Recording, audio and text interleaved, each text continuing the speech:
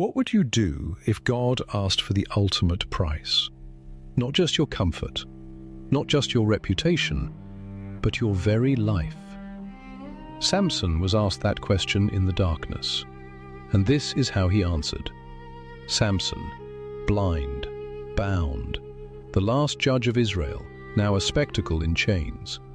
What remains when strength is broken and sight is stolen? You know his name.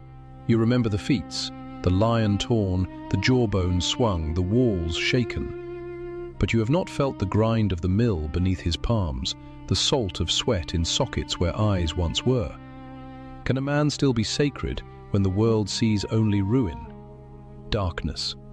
Not the soft fall of night, but a thick, unbroken veil. No glimmer at the edges, no memory of light. Days, weeks. The hours blur into the scrape of stone on stone. This is his world now. Sound, smell, the pull of muscle against unyielding rock. The millstone groans, his shoulders burn, each turn a humiliation, a judge reduced to the labor of beasts. The grain dust coats his tongue bitter, his fingers, once wrapped around the neck of a lion, now blister against the wooden handle, raw and split. Voices, rising from the city, laughter like flint striking stone, feet on packed earth, drums, the clink of bronze cups. Gaza stirs, a festival, not for harvest, not for peace, for him, for his fall. The Philistines gather, drunk on wine and victory. They chant a name not his, Dagon, a god of fish and foam. They praise him in guttural syllables that curl like smoke from their lips. The name hangs in the air, Dagon, spoken like a curse, like a claim. The temple, crowded, roof sagging under the weight of 3,000 souls. Wood creaks, breath fogs in the torchlight. The air thick with roasted meat, sour wine, sweat. Laughter spills from mouths stained red. They point, they shout. They drink to the downfall of the Hebrew who defied them. And in the corner, the few Israelites, silent. No song, no protest. Only the quiet rasp of breath, the flicker of downcast eyes. A child tugs his rope. Small fingers, delicate grip. This is how he moves now, led by one who cannot yet grow a beard. The rope burns his wrist. The boy pulls, impatient. Samson follows. His bare feet drag over stone, calloused soles catching on grit. The irony is a blade. The man who once followed only his own fire, now guided by a child's whim. The man who lived for what he saw, Delilah's smile, the curve of a bow, the flash of an enemy's sword, now walks where no light reaches. Inside, the hall blazes, torches flare. The sudden assault of light, though he cannot see it, burns through his skull. Heat presses against his face. The noise swells, a roar, mocking, hungry, the scent of oil, blood, incense. They have dressed him in rags. They have shaved what remained of his hair. They chant, stomp, clap. A rhythm builds, not worship, entertainment. And then, silence, a hush. A voice cuts through. Call the man, let him entertain us. The rope tightens. He is pulled forward, into the center. The strongest man in the land, now a joke, a puppet, a shadow with breath. The laughter begins again, louder, cruel. He stands swaying slightly, hands hanging at his sides. The weight of their gaze, though he cannot meet it, presses like stone on his chest. The hook is set, the fall complete. Or is it? Stone, cold, cracked by time and salt wind. From above, the temple sprawls like a broken jaw, teeth knocked out, gaps where walls once stood. 2 columns remain, tall, unbent, bearing the ceiling's last breath. Not marble, not elegance. Rough-hewn limestone, pitted by rain and smoke.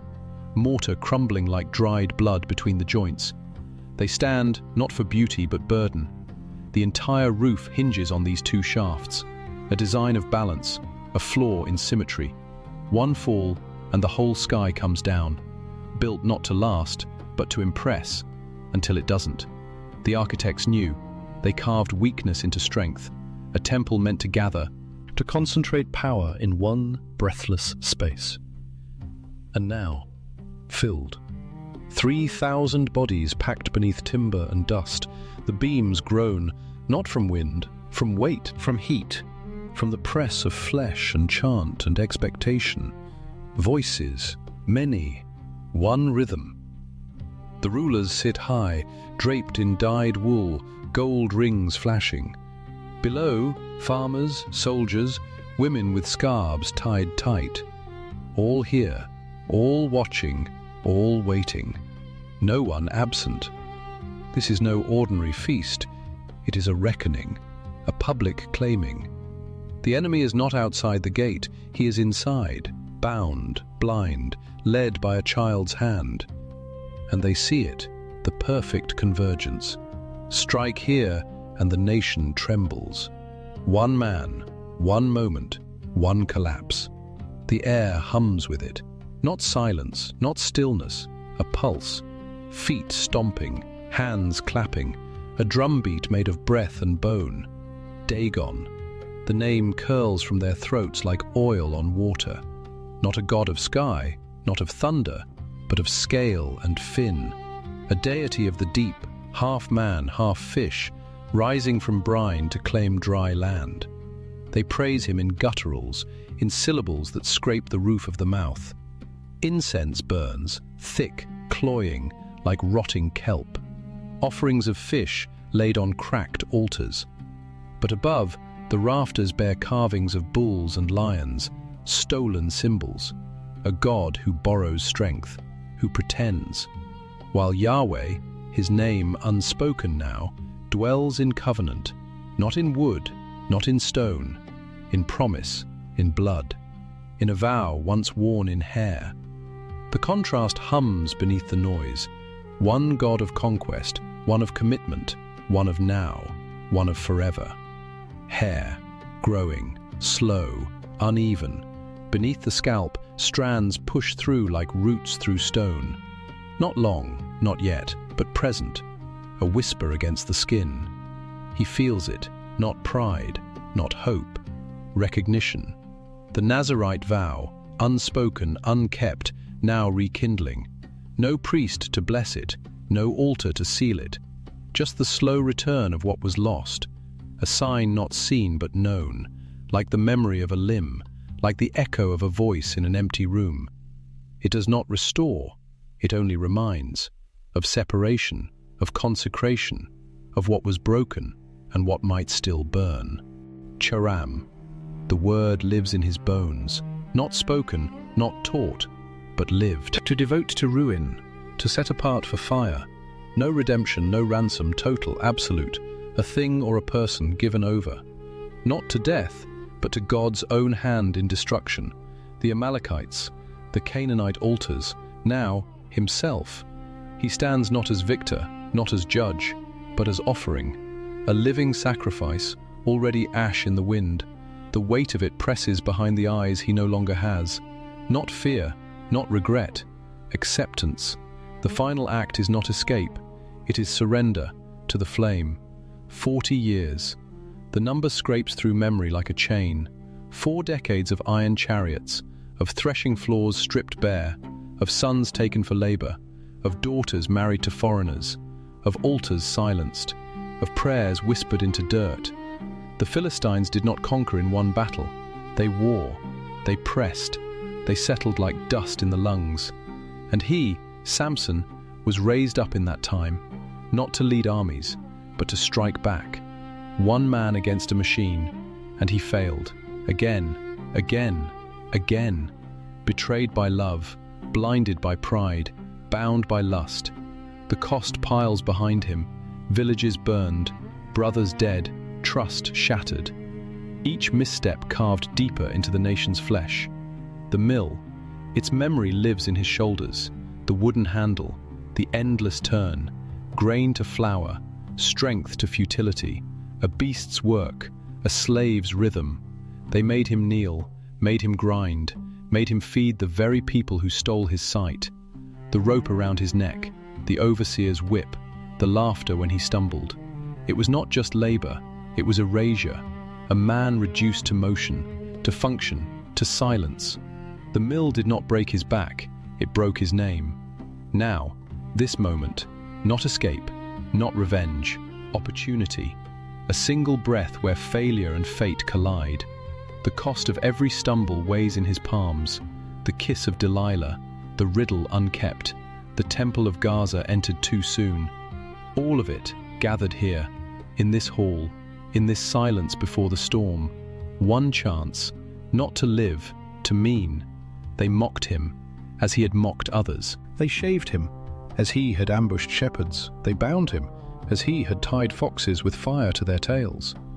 The wheel turns, not of time, of justice. The doctrine of retribution, unspoken law, now presses in his chest.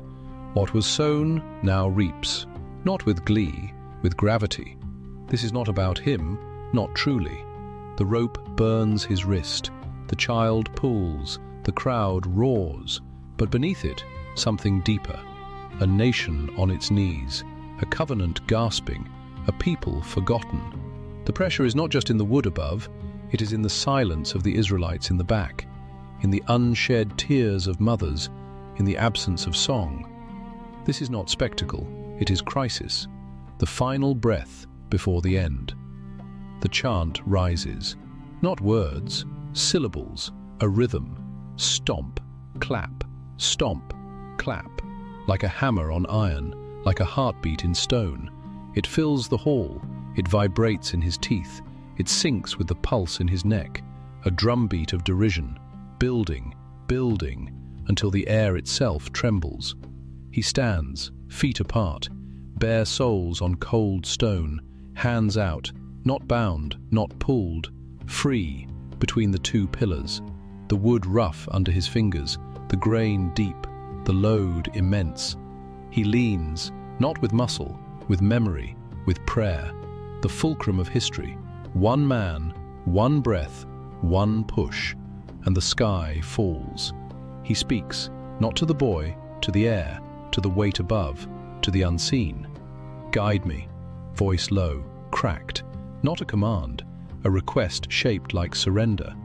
The child hesitates, small fingers twitch, then steps forward, takes the man's hands, places them, one on each pillar, not smooth, not carved, stone split from quarry, cold, pitted, veins of quartz running like frozen lightning.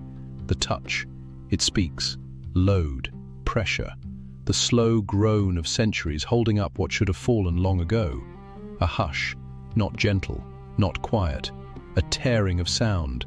The chant stops, mid-syllable, a foot frozen mid-stomp, a hand caught in the clap, the breath of 3,000 caught in the throat. No one moves, no one understands, only the echo of silence, thick as oil, spreading through the hall. Torches flicker, shadows leap. The overseers lean forward, eyes narrowed. Something wrong, something shifting, the air too still, too heavy. Then his mouth opens. Not loud, not for them, for the one who hears beneath the earth. O Lord God. The words, dry, scraped from the well of a broken life. Remember me. Not forgive, not save, just remember. As if identity itself hangs by a thread, as if to be known is to be real, as if to be forgotten is to vanish. The plea trembles, not in fear, in recognition. He is not whole, never was, but he is here, and he, somewhere, is still God. Just this once. A whisper, a crack in the stone of pride, not demanding, begging, for strength, not for escape, not for glory, for one final act, one motion, one push. Let me be strong, not make me strong. As if strength is not his, never was, only lent, only given, and now ask for. One last allocation, one final breath drawn from a well that should be dry. Then the turn, the edge. Let me pay back the Philistines. Vengeance, raw, unfiltered, not for himself, not for the mill, not for Delilah's kiss, for the years, for the stolen altars, for the silenced prophets, for the children taken, for the land pressed under iron. The words are not proud, they are heavy, like stones in the mouth. Justice, not as law, as release, as balance, as the final word in a long, unspoken sentence. He braces, feet planted, toes curling into the grit of the floor, knees bent, back arched, shoulders wide, the pillars cold against his palms, the wood rough, splintered, the stone beneath, unyielding. He leans, not forward, not back, into the load, into the weight of the roof, into the silence before the storm. His body, taut, every muscle drawn tight, tendons standing like cords, veins rising like rivers on a map. The breath held, the heart slowed, the world narrowed to 2 points of contact, 2 hands, 2 stones, 1 purpose. Then, let me die with the Philistines. Not, I will, not, I choose. Let me. A surrender, a release, a door opened. Not to life, to meaning, to end not as a slave, not as a joke, but as a reckoning. The final breath before the push, the last moment of stillness, the air thick, the torches dim, the crowd frozen, waiting, not knowing, not yet. He pushes, not with rage, with focus, with every fiber, every memory, every failure, every loss. The force, immense, the muscles in his arms, corded, swollen, the bones in his wrists, creaking, the tendons, screaming, the skin, tearing, blood, warm, sliding down his palms. The pillars resist, the stone groans, a deep, subterranean sound, like the earth itself waking, like bones breaking beneath the skin of the world. Then, the crack. Not loud, not sudden, a low rumble, a whisper in the stone, a hairline fracture, then another, and another, spreading, like roots, like veins, the mortar powdering, falling, the joints separating, the sound growing, not a roar, a gathering, a hum, a pulse, the beams above shifting, creaking, the dust falling, first in motes, then in sheets, the roof bows, not all at once, but slowly, like a great beast collapsing, the timber splintering, the rafters snapping, the carvings shattering, bulls, lions, gods, all reduced to fragments, the ceiling cracking, opening like a wound, light pouring in, not from torches, from sky, from storm, from above. Then the fall, stones, massive, tumbling, crashing, the pillars giving, the walls collapsing, the floor shaking, the air filled with dust, with screams, sharp, sudden, cut short, a woman's cry, a child's wail, a lord's shout, silenced by a beam, the sound deafening, then muffled, then gone, the weight crushing, the dark complete, the house falls, not just the roof, the walls, the pillars, the altars, the thrones, the bodies, all buried, lords in dyed wool, farmers in dust, women with scarves, soldiers with swords, all equal now, all under stone, all in shadow. The temple gone, reduced to rubble, to ruin, to silence. The Count known only to heaven, the dead he killed in that moment, more than in all his life before, not by sword, not by jawbone, not by fire, by surrender, by prayer, by push, by death. Then, stillness. The dust settles, slow, silent, drifting down like ash from a burned world, covering the stones, the bodies, the blood, the hero, the enemy, all buried, all one. The wind moves. Through the wreckage, through the gaps, through the silence. No chant, no drum, no god, only the sea. Distant, violent, waves, crashing, endless, against the shore, against the rock, against time. Arms wide, not bound, not nailed, but open, spread between stone columns. A stance not of defeat, but of offering. The weight of the world pressing down through timber and dust and ancient mortar.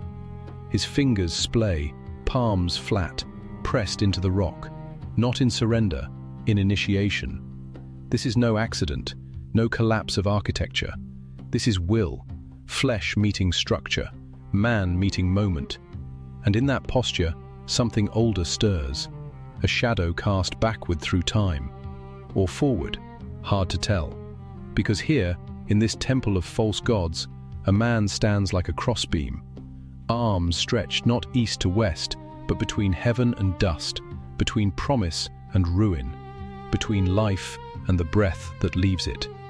Like another man, centuries later, on a hill outside a city. Same stance, same silence before the tearing, same weight above. Wood, stone, sky ready to fall, betrayed, not by one, but by many, by the ones who should have known his name, who should have shielded him. Instead, they handed him over, rope around his wrists, not for safety, for delivery, like Judah's men leading another through olive groves, torchlight on faces, a kiss in the dark. One delivered for silver, one for survival, both given up by those who claim to follow the same God, the same silence in the throat when the truth is spoken too late, the same hollow in the chest when kin become executioners. Blind, not from birth, but by hands, by choice, by betrayal. The light stolen, not just from eyes, but from meaning. He walks in dark corridors, millstone turning, dust in the mouth, and they laugh, as they will laugh again. Centuries later, in another courtyard, a crown of thorns pressed deep, mocking voices, spittle on skin, blindfolded, struck. Prophesy! Who hit you? The same cruelty, the same game, the same stripping of dignity. Not just flesh, not just sight, but identity. A man reduced to a thing to be ridiculed, a body to be used, a voice to be silenced. He prays, not for mercy, not for rescue, for vengeance. Let me repay. The words raw, guttural, drawn from a well of grief. Not forgiveness, not yet, not here, but later, on a hill, another voice. Same posture, same pain, same wood. Father, forgive them. A reversal, a turning, the debt not returned, but absorbed. One cries for justice, the other becomes it. One brings down the house, the other tears the veil. One kills the enemy, the other dies for them. The same moment, split in two. One shadow, two fulfillments.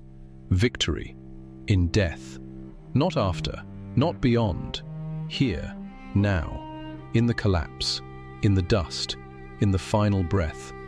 His greatest act, after all strength is gone, after all pride is stripped, after the last whisper of hope seems buried under stone. And yet, he moves, not with muscle, with meaning, the same way a seed cracks in the ground, not to escape, to become, the same way a body hangs on a tree, not to end, to begin, the deliverer, not with sword, not with army, but with collapse, with fall, with death. The stronghold shattered not by force, but by failure, by surrender, by a single push that brings down gods and kings alike.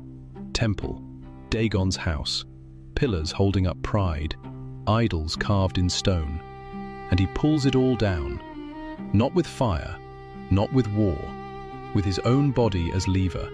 The roof caves, the gods fall, the false throne is buried, and centuries later, another temple. Same God, same people, different veil, thick, woven, guarding the holy. And when the perfect man dies, no hand pulls it. It tears from top to bottom, as if heaven itself ripped open. One man destroys a temple of lies. The other opens the way to truth. One brings darkness. The other lets in light. Substitution. He dies so they might live. Not just escape, but be free. The yoke lifts. Not because the Philistines flee, but because their power is crushed. Their lords buried, their celebration turned to ash, and in that death a nation breathes again. Like another death, on a hill, where one man's blood, spilled not for revenge, but for ransom, for cleansing, for new birth. The price paid not in strength, but in surrender, not in triumph, but in tears. He takes the weight, so the many might walk unchained, a grain of wheat, buried, alone. If it stays whole, nothing. But if it falls, if it cracks, if it dies, then fruit, then life, then harvest. Samson, a seed cast into darkness, grindstone, betrayal, blinding, all the soil that covers him. And in that depth, he bears more than he ever did in strength.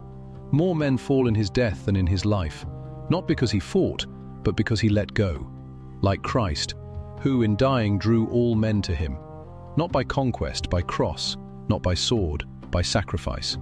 The yoke, iron, heavy, pressing on the neck of a nation, Samson breaks it, through collapse, through ruin, through his own end. And Christ, he breaks a heavier yoke, not of Philistines, but of sin, of death, of shame, not with muscle, with mercy, not with force, with forgiveness. One frees a people from foreign rule, the other frees souls from eternal chains. Same effect, different scale, same pattern. One shadow, one substance. Flawed, he was, passionate, weak, driven by desire, brought low by pride, a deliverer, yet undone by women, by hair, by secrets, not perfect, never whole. And yet, he points, not to himself, but beyond, to a deliverer who would not fall, who would not fail, who would stand, not between two pillars, but between two thieves, arms out, not to destroy a temple, but to open heaven. The same posture, the same silence, the same weight. But this time, no prayer for vengeance, only grace, only love, only life from death. The shadow was Samson, the light, Christ, the type, broken, the fulfillment, whole, the echo, loud, the voice, eternal. Dust settles, slow, silent, a breath held too long, finally released. The forest ahead, veiled in mist, soft light, pale gold, filtering through leaves still wet from dawn. No wind, only the hush of earth cooling, the scent of pine and damp soil, moss thick underfoot. A path not made by feet but by time, by rain, by roots pushing through stone. They come now, his brothers, shoulders bent beneath a burden wrapped in linen. No drums, no lamentation, just the creak of leather sandals on packed earth. The weight of him, once a storm in human form, now carried in stillness. One step, then another. No hurry. The world has slowed. The sky watches. Clouds drift like unanswered prayers. The tomb of Manoah, hewn from limestone, cool inside, a resting place carved long before the storm broke. They lay him down, not with ceremony, with care. Fingers brush the stone ledge, a final touch. The air inside, still. No echo. Only the quiet surrender of a life that burned too bright, too broken to last. And yet, he used him. Not in spite of the fractures, because of them. The man who wandered, who fell, who loved the wrong faces in the dark, who broke vows like dry twigs, who lost his sight before he ever truly saw. God took that. Not polished stone, not flawless vessel, but cracked clay, and poured purpose into the gaps. Faith is not a flawless arc. It is a trembling hand reaching in the dark. It is not clarity, it is not certainty. It is the breath before the step, the moment when the ground vanishes beneath you and you do not pull back. You lean forward, into the unknown, into the mist. Blind faith. Not because we see nothing, but because we trust what we cannot see. The path ahead, obscured. No signposts, no stars. Only the whisper beneath the silence.